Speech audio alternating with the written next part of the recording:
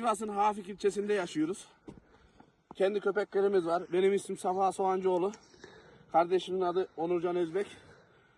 Gece sabaha karşı yoğun kış şartları köpeğimiz kasmasından boşanmış. Bahçeden dışarı çıkmış. Bahçeden dışarı çıkınca bir tane kurt köpeğimizin etrafını çevirmiş oyun oynamak için. Ardından diğer kurtlar üstüne çökmüşler köpeğimizin. Can abim beni uyandırdı. Hemen olay yerine çıktığımızda zaten iş işten geçmişti. İlk olay yeri şurada gerçekleşmiş. Biz oradan gelene kadar zaten kurtlar köpeğimizi almış buraya doğru sürüyerek getirmişti. Neye uğradığımızı da şaşırttık. Köpeğimizden en son kalan bu.